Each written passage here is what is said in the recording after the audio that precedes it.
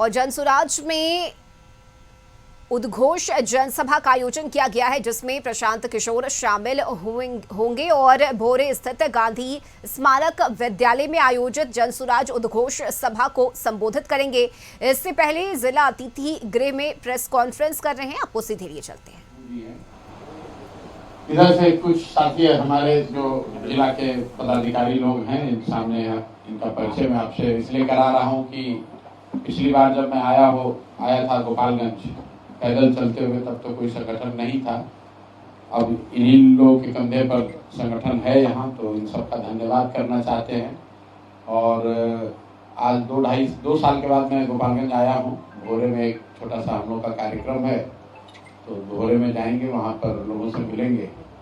और बाकी आपके अगर जिला के स्तर के या राज्य के स्तर पे कोई सवाल है तो आप सवाल कर लीजिए। सवाल हम ही से खाली मत कीजिएगा, जनसुराज से जो सारे संबंधित सवाल हो तो इन्हीं लोग से कीजिएगा, क्योंकि यही लोग बैठे हैं और यही लोग यहाँ तो चला रहे हैं जनसुराज को।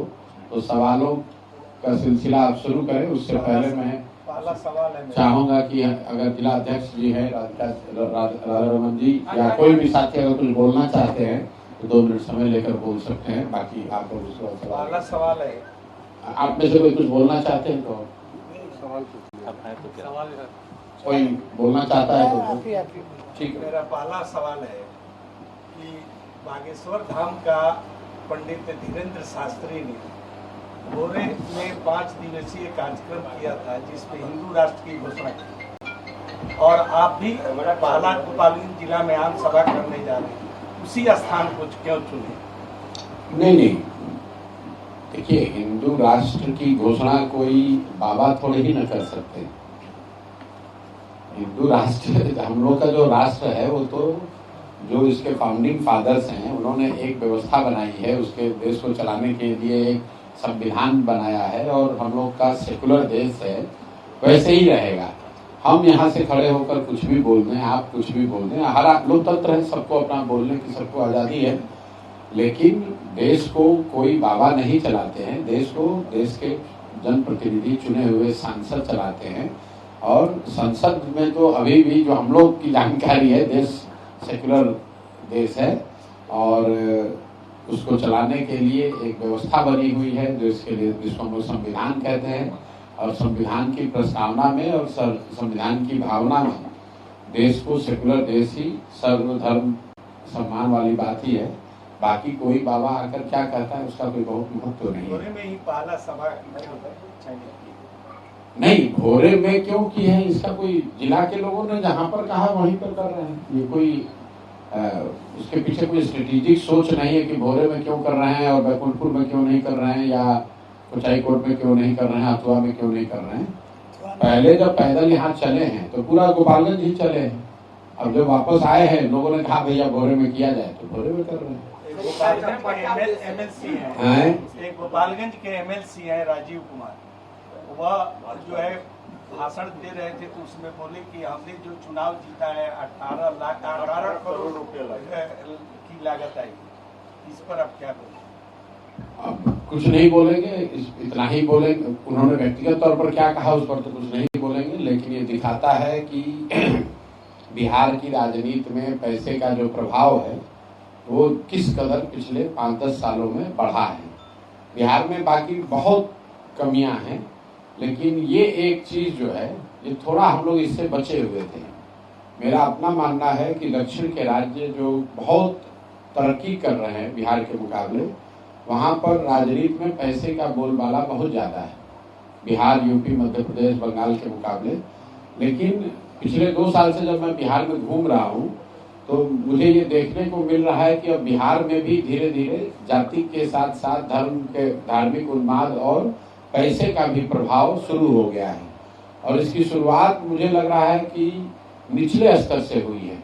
विधायक और सांसद के मुकाबले जो मुखिया का चुनाव है, जो नीचे स्तर के प्रमुख के जो चुनाव हो रहे हैं, जो जिला पार्षद के चुनाव हो रहे हैं, उसमें पैसे का प्रभाव बहुत तेजी से बढ़ा है।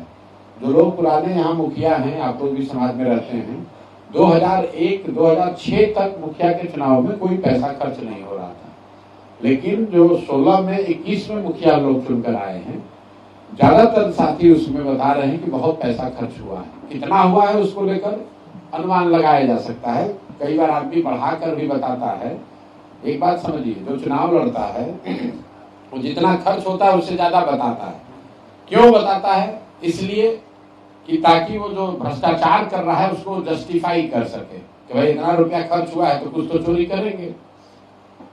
और जो ये डायरेक्ट इलेक्शन नहीं है, जैसे प्रमुख का चुनाव है, जिला परिषद के चेयरमैन का चुनाव है, या जो जनप्रतिनिधियों के एमएलसी का चुनाव है, तो स्वाभाविक तौर पर जब मुखिया या उनको चुनने वाले लोग बहुत खर्चा करके आएंगे तो वोट देते समय उसकी कीमत भी लगाएंगे।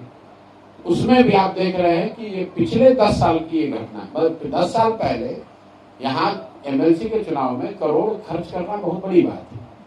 और मैं तो 15 में बिहार में मैंने चुनाव कराया है।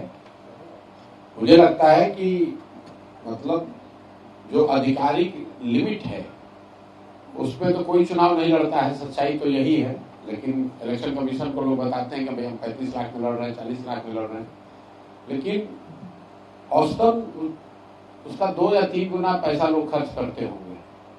लेकिन 18 करोड़, 20 करोड़, 25 करोड़ रुपया खर्च करते हुए बहुत लोग हमको दिखे नहीं। दावा लोग कुछ भी कर ले, कोई इक्का दुक्का अपवाद हो सकता है। 15 में तो हमने पूरे बिहार का चुनाव देखा है, इतना पैसा खर्च कोई नहीं करता है। लेकिन एमएलसी वगैरह का जो चुनाव है, प्रमुख का चुनाव है, जिला पार्षद के चेयरमैन का चुनाव है, वो विशुद्ध तौर पर खरीद फरोख्त का चुनाव हो गया है। और इसीलिए आपको इस तरह की वक्तव्य सुनने को मिल रहे होंगे। सर, पटना में बालू कारोबारी की हत्या हुई, दौड़ाकर गोली मारा गया। भागलपुर में नित्यानंद राय के भांजे की हत्या हुई, बहन को भी गोली मारी गई। और पुलिस कह रही कि हम काउंटर कर रहे, इससे अपराध रुक जाएगा। अपराध तब रुकेगा जब सरकार का इकबाल हो। बिहार में सरकार का इकबाल खत्म हो गया है। आपने एक वो दौर हम लोगों ने देखा था जब लालू जी का राजद का अंतिम दौर चल रहा था, तो अपराधियों का इतना मनोबल बढ़ा हुआ था कि हर दिन ये घटनाएं आम हम लोग को सुनने देखने को मिलती थी। उसी तरीके से हम तो पिछले 2 बरस से आपको कह रहे हैं कि धीरे धीरे नीतीश कुमार जी के सरकार का इकबाल खत्म हो गया है। कोई डर नहीं रहा है, कोई व्यवस्था नहीं है।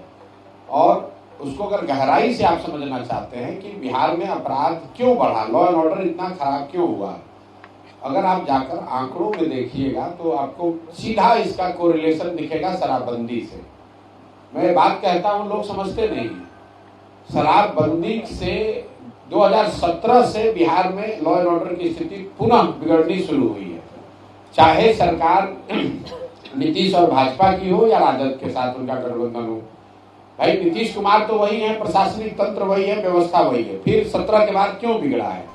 इसकी वजह यह है कि लॉ एंड ऑर्डर को इम्प्लीमेंट करने के लिए जो व्यवस्था बनी हुई है, जो लोग, जो प्रशासन है, उसका एक बहुत बड़ा तंत्र, एक बहुत बड़ा हिस्सा सिर्फ और सिर्फ शराबबंदी को लागू करने, उसको बचाने, छिपाने, कमाने के में लगा हुआ है।